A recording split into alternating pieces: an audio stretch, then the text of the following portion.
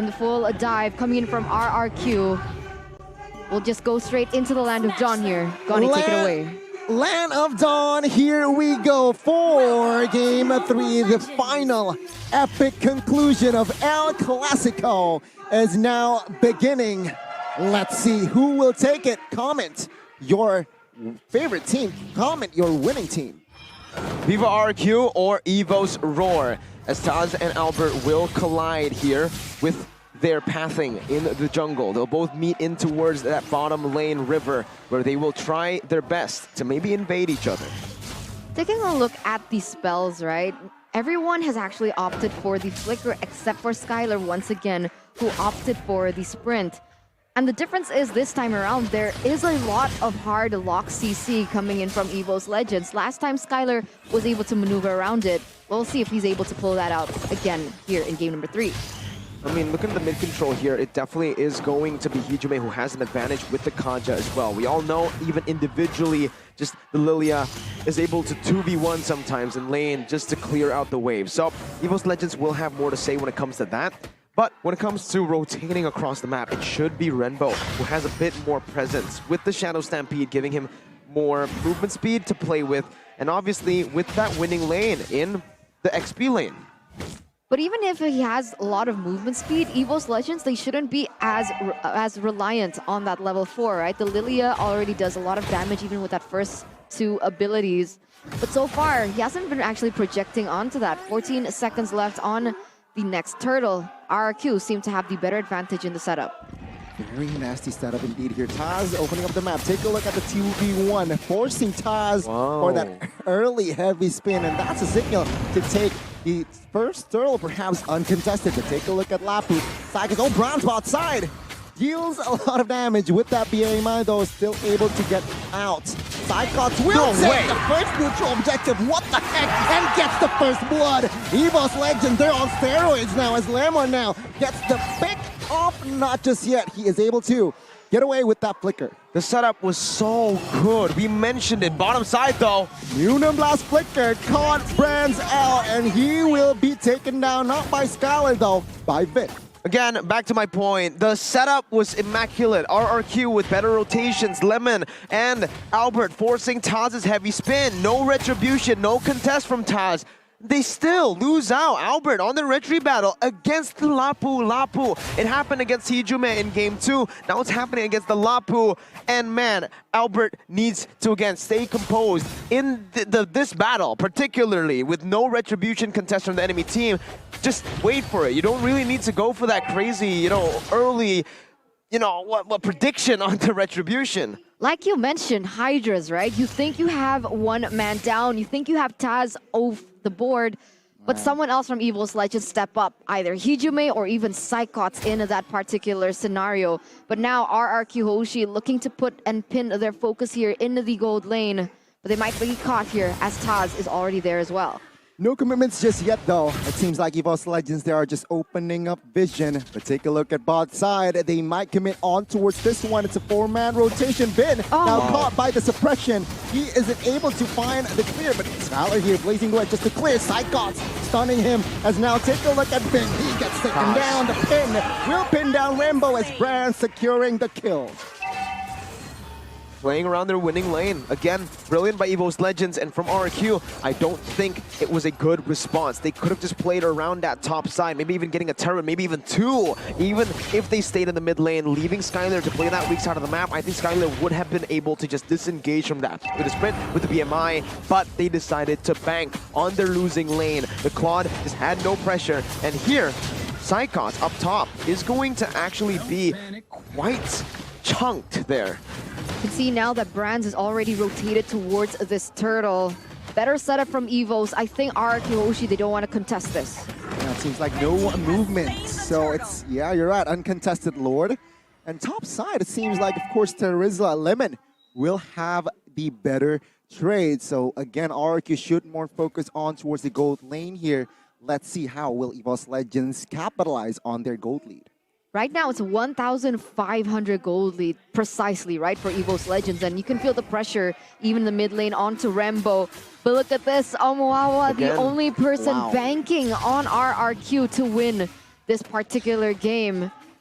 And there is a chance, right? If they can get the proper setup, if they can stave it off into that mid-game where everyone starts to clump together and when team fight is more important, that's when I see RRQ Hoshi having a chance. But right now, EVOS, with the way that they're able to rotate, it looks a little bit too difficult for RRQ. They need to stay patient in their skirmishes. They need to stay patient when it comes down to their commitments. Look at how they're rotating across the map, right? Giving Brands as much gold as possible. Basically funneling gold to Brands. Bottom lane with the gold buff, then rotating to the mid lane, then rotating back to the bottom lane to catch the wave that's been shoved in by the Claude. And this can work, but this can also be bad for the team because Hijume is not getting as much gold as Renbo, though it doesn't really matter because Renbo has been literally ignoring the mid wave a whole lot of times, being 2 levels below of Hijume, who has the mystery shop too. So he's going to be able to get to those item power spikes much faster than the Faramir. Renbo needs to respect this. Renbo needs to start farming a bit more because if this continues to happen, EVOS Legends will still have a gold lead despite them giving most of the gold, funneling it to Brands. But that's an interesting choice of emblem, right? The mystery shop. Usually when we see the Lilia, we either see the Impure Rage or even the Magic Worship. So not more damage, not more DPS, or what do you call it? Damage, no, it's not damage per second. Damage over time? DOT dot is what I meant. And that actually might be a disadvantage for EVOS in the later stages of the game. Especially with Rembo, right? With the Magic Worship. But once again here, both of these teams gonna go for the turtle. Doesn't look like that RRQ has a proper setup. Now Psychots again popping that Bravest Fighter towards the backside. Who will get it though? It's still a 50-50. Lemon gets stunned. Take a look at the penalties on Albert now, saying otherwise. He gets the turtle as Taz will pop that heavy spin onto his Lemon. No clear follow-up damage though, but take a look at Lemon here holding on. Dreams got caught out in the backside. No clear follow-up damage again, but Newman on blast gets us 5, and that is huge for RRQ to open the fight. Double kill for Albert. He's looking for the triple here. Is this too greedy though? As Psychos is trying to find the kill with that flicker as well. Good cover from Ben, but it is just still a 2-4-0. Plus, RRQ got the trade for that turtle. Oh, luckily RRQ luckily EVOS Legends went back, right? Because Skylar was already on the way and he could have popped in with the damage output, and that would have been even worse for EVOS Legends. But as you can see here, RRQ, they've been able to get the gold back, getting a turret in the bottom side and getting a better trade in that team fight. Wow, well played. Albert now finally getting back into his zone, winning the retry battle equal this time, right? Martis Akai. We mentioned this, Akai won't really have as much pressure against the Martis because of the anti-CC. Here though, we're going to take a look at the items, as Vin has actually opted to go for the Blade Armor first item, going up against the Moskov. I think you can see a similar approach later on for the Martis and even there for the Terizla. But for the other side, look at Brand. No boots. He's going straight for just damage. He wants to play with his Abyss Walker. I mean, he's playing this Moskov like a 1-1, but take a look at Bin though, getting chunked, and that's information. So with F5B4, EVOS Legends might look for a fight, but it seems like they're not interested to find the opening. Yeah, the cooldown on the Black Shoes isn't too significant, especially that Hijume has already received that Enchanted Talisman, right? So the CC is going to be there, she can spam her abilities a little bit better. And the fact is, when we look at the gold differences, does anything stand out? Because so far, everything's quite equal. I guess the only thing that looks significant is Albert's lead in the gold. Albert farming better, right? That's why the Martis is really good here. He farms like an absolute monster. But also what I do want to highlight in the gold differences is the amount of pressure or the amount of resources that have been sent over to Brand. It's only giving him 400 lead against Claude Skylar, who's just been farming in one lane, as we've seen in the heat map as well. This is something that we've seen constantly throughout even game number 1. And EVOS Legends need to understand now that this is a time where, well, they need to get Brands ahead even more, right? He is on the Abyss Walker, he doesn't have boots, so he's very, very vulnerable. EVOS need to play front to back with him. It seems like Psychots has been diving. Taz as well has been using the heavy spin to actually go for team fights instead of covering. Penalty zone used by Lemon. No clear impact though. Hijume gets stunned, popping that Black Shoes. Take a look at Psychots here, forcing the altar in the backside. And now, let's see the focus. Oh, Rainbow gets taken down. Ben is quite low. Skylar using the Blaze Duet, but Brands and Dreams will find a member there, secured by Hijume. that is going to be enough space for EVOS Legends to perhaps secure the first Lord. Yeah, right now Vin can't look for an engage because he's been taken down, and RRQ, they don't want to overcommit onto anything too much, right? So they are going to let the Lord go. EVOS Legends now, how are they going to convert this, right? The Lord is spawning into the bottom side. Seems like Brand's going to look for a play in the top side. And now RRQ, though, with the way that EVOS Legends are dispersing, they could use this and to capitalize over it. What they can do right now, RRQ, is just try to weather out the storm, right? They need to farm to a point where the plot gets the win of nature here. Lemon actually jumps in with the penalty zone. Very interesting choice there. As EVOS have more pressure around this, you can see the global pressure. Lemon! Oh my god, Lemon flickering forward. Hijume will find the kill. And as well, popping that black shoes as well. And now EVOS maintaining pressure in the mid side. As one by one, the structures will fall and RRQ will have less space to play around with. And look at that. The waves are already marching there in the top side. That's going to give them another turret on the board. And now, once again, RRQ's turrets, they're falling down like flies. RRQ defending Albert caught from that Divine Judgment. Volt Altar was placed as well. But no casualties from both parties as EVOS, they're unable to find the base turret. Any base turret. Now, Lemon, right? I think that's why I kind of questioned why he used the penalty zone earlier, because he could have just used it if EVOS Legends dive onto him. Then he proceeded to make another mistake, miscalculation. Flickering forward instead of backwards to just get to safety, right? Luckily, RRQ were still able to defend that one, but now we're looking back at the items. Anti-Cuirass, an interesting choice by Martis. So he's expecting the Lapu to be doing more damage than the Moskov is what I'm getting at right now, right? It does give you a bit more physical defense, but against the Moskov, you would really usually go for the blade armor because he just, constantly hits you. Maybe even add the steel leg plates onto that if you really want physical defense.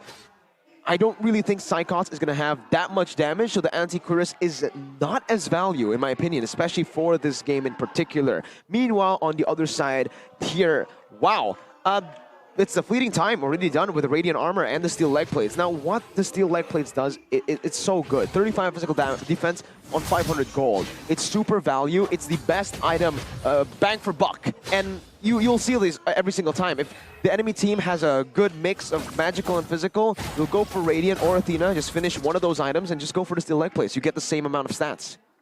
Intelligent play here. As you can see, once again, Lemon and Hijume going at it.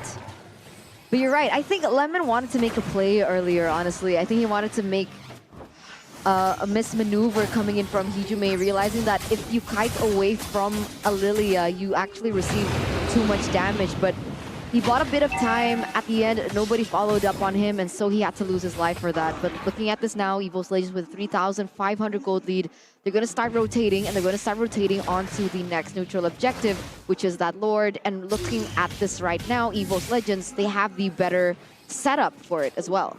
More ground indeed. Hijume though popping. Oh my god, penalty zone flicker was huge. Catching 4. No clear fall of damage though, but take a look at Albert in the backside. Free hitting. Hijume secures a kill. And Vin caught Brands. But take a look at Psychots. Take a look at Dreams. As Dreams were also gonna go down.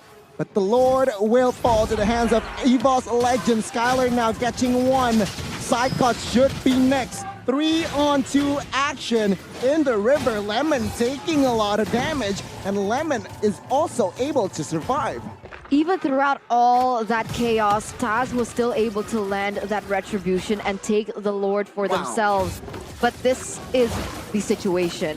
They were able to get the Lord. They won't be able to capitalize it to its full potential because they lost so many people in the process. And there is no way of stalling it, unlike if you were with someone like the Grok. And it seems like EVOS, despite having that man a disadvantage, they are looking for something.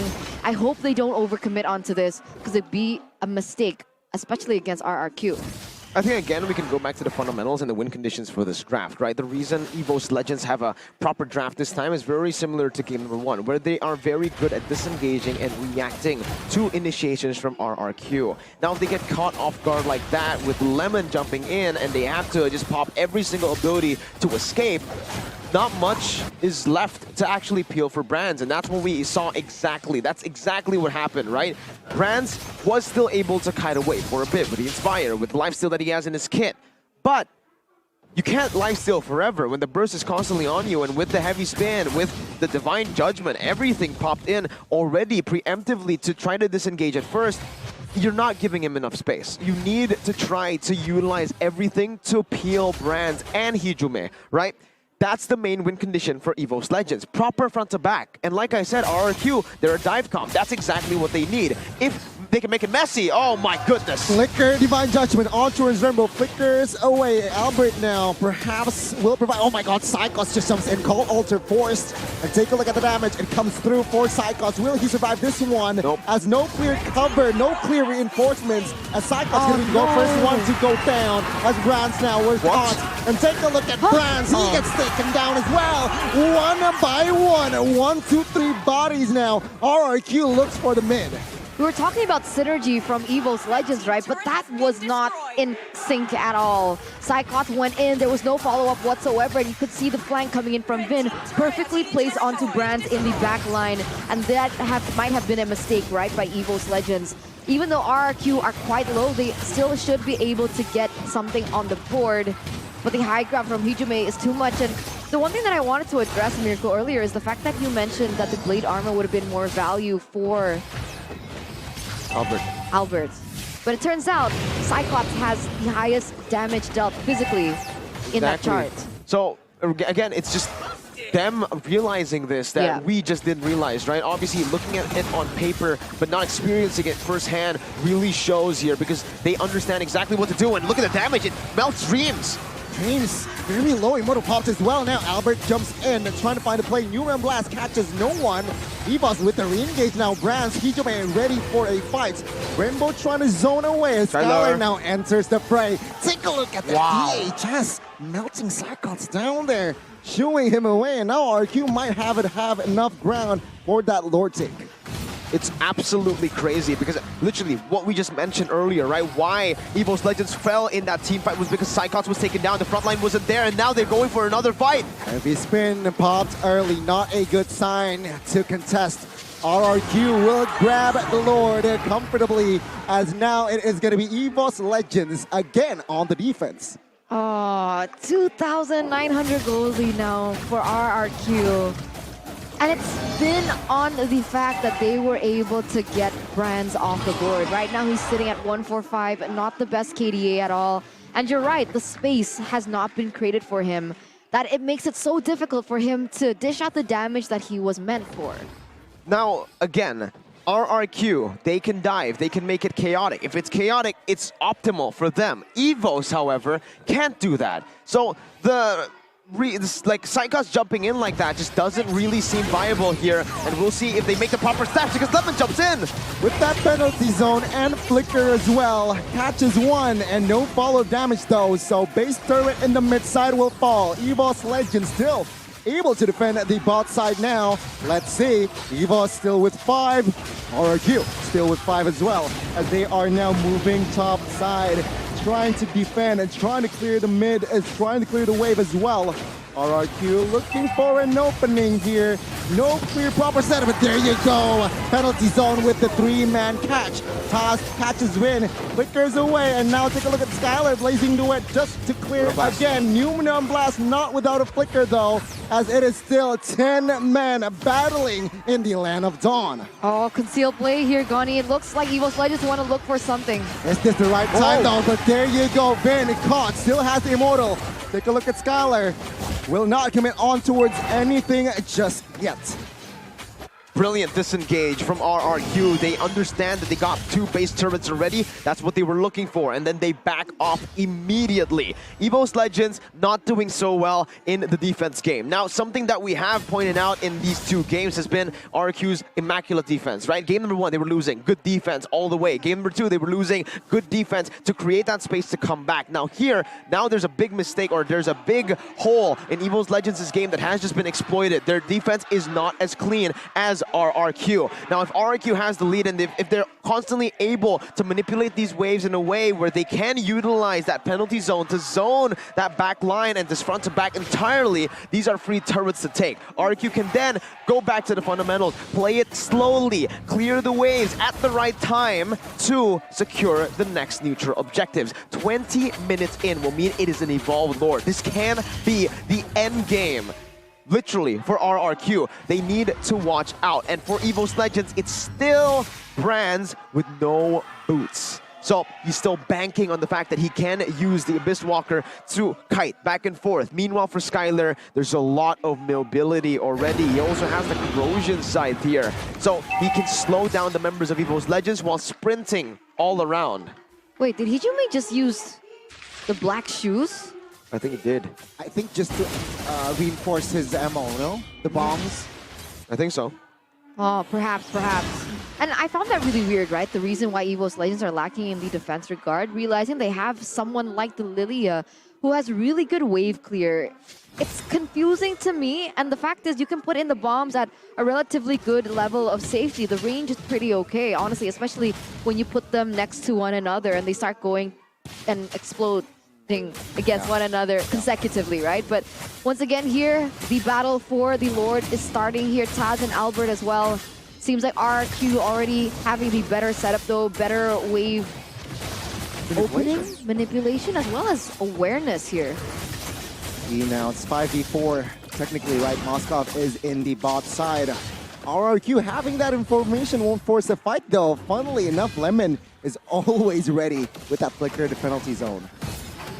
And yeah, look at it, right? RRQ, they're basically saying that we respect Brands. We know what we were able to do in game number 2, split pushing from the bottom side while you guys committed. But now Lemon jumps in, Brands is down! My god, Brands was caught! And now RRQ 5v4 without the main damage dealer. They are going to commit to the side cuts now, flickering away. Gets all the damage here, soaking in the captain versus the world. Trying to survive, but it will be his immortal pops and his life will be taken out. 5v3 now. RRQ will surely focus on the Lord. That was so unfortunate, right? They opened up the sentry, they saw that Bronze wasn't there, and they made a great assumption. Lemon made a crazy play, but now EVOS Legends trying to disengage from the Lord. It's too much now. 5v4 without your marksman. Not looking good now as RRQ will grab the Lord comfortably. No heavy spin, that means no contest. Evolved Lord, remember, and look at the timing as to when they get it. They burst it down right before the 40th second, so they want to utilize these death timers right now. The mini waves are spawning, so is the Lord in the mid lane. Evolved Lord, 20 seconds on the side cost. Let's see if they can get this in time. If they do, EVOS will not have a proper frontliner for a bit, and that's exactly what they're doing. They're not manipulating the side waves. They're going for it in the mid lane. They're pushing it all the way. This might be the final push of El Clasico. Leg 1, penalty zone popped. Dreams now caught. Take a look at the damage. Brands gets taken down, and it's gonna be nasty as EVOS looks for the fight. Psychos jumps in. Dreams falls one by one as RRQ will claim win number 15. What a magical scene. Take a look at your screen as the White Tigers must bow down to the Kings of Kings. What is momentum?